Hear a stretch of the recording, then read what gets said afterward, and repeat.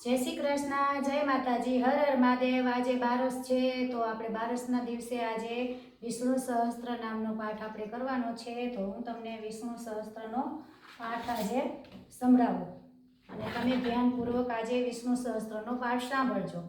અંત વિનાના હજારો સ્વરૂપવાળા, હજારો ચરણ મસ્તક સાથ અને પાવગઢ પરમાત્મા નમસ્કારો। હજારો નામવાળાને હજારો કોટીને ધારણ કરનારા એવું સાક્ષાત બ્રહ્મ સ્વરૂપને નમસ્કારો। જેની નાભીમાંથી કમળ જેવા વિષ્ણુ ભગવાનને નમસ્કારો। જલમાં શયન કરનારા શ્રી વિષ્ણુ ભગવાનને નમસ્કારો। જે કેશવને વાસુદેવ આપને નમસ્કારો। જે વાસુદેવની વાસનાથી ત્રણેય લોક વાસનાવાળા અને સર્વ પ્રાણીઓને પ્રધાનના નિવાસ સ્થાન છે જેવા એ વાસુદેવને પણ નમસ્કારો। બ્રહ્મ અને ગૌ બ્રહ્મ હિત કરનારા એવા દેવને નમસ્કાર। એવો જગતનું હિત કરનારા શ્રી કૃષ્ણ નમસ્કારો। ગોવિંદ સ્વરૂપે ને નમસ્કાર। જેમ આકાશમાંથી પૃથ્વીમાંથી પડેલું પાણી સમુદ્રમાં જાય તેમ બધાય દેવોને કરેલા નમસ્કાર।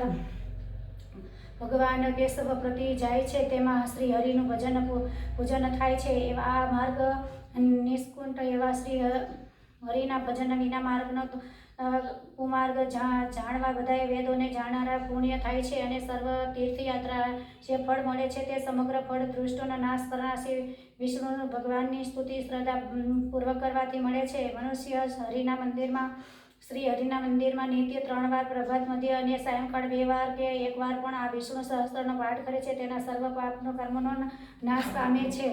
જે મનુષ્ય આ સહસ્ત્રનો પાઠ ભાવ ભક્તિ કરે છે તેના શત્રુઓ બળી જાય છે, ઉપર સર્વ ગ્રહો શાંત રહે છે અને તેના સર્વ પાપનો વિનાશ પામે છે। જેણે શ્રદ્ધા ભક્તિપૂર્વક આ સહસ્ત્રનું ધ્યાન કર્યું છે, શ્રવણ કર્યું છે, પાઠ કર્યો છે, તેમજ સર્વદાન આપ્યા છે, દેવોને રૂડા પ્રકારની પૂજા કરી છે, એમ સમજવું કે મનુષ્ય દરેક બારસના દિવસે મારી સમીપ આ સહસ્ત્ર નામનો પાઠ કરે છે તેણે આ લોક કે પરલોક કોઈ પણ ઠેકાણે ભય રહેતો નથી અને તેના કરોડો કલ્પોના પાપો ધીમે ધીમે બળી જાય છે। હે અર્જુન, જે મનુષ્ય પીપળાની પાસે, તુલસીની પાસે બેસીને આ વિષ્ણુ સહસ્ત્ર નામનો પાઠ કરે છે તેને કરોડો ગાયોનો દાનનું ફળ પામે છે। વળી જે મનુષ્ય નિત્ય શિવાલય અથવા તુલસીના વનમાં બેસીને નિત્ય શ્રી વિષ્ણુ સહસ્ત્ર નામનો પાઠ કરે છે તેને મોક્ષ પામે છે અને તેના બ્રહ્મ ઇત્યાદિ ઘોર પાપો હોય તેનો સર્વનાશ પામે છે એવું ચક્રધારી ભગવાનનું વચન છે। હે ભોળાનાથ, હે વિષ્ણુ ભગવાન। વિષ્ણુ સહસ્ત્રનો પાઠ આપણે શ્રાવણ મહિનાની પૂજા કરી શિવજીના સામે કર્યો। ઓમ નમઃ પાર્વતી પતિ હર હર મહાદેવ હર। જય ભોળાનાથ।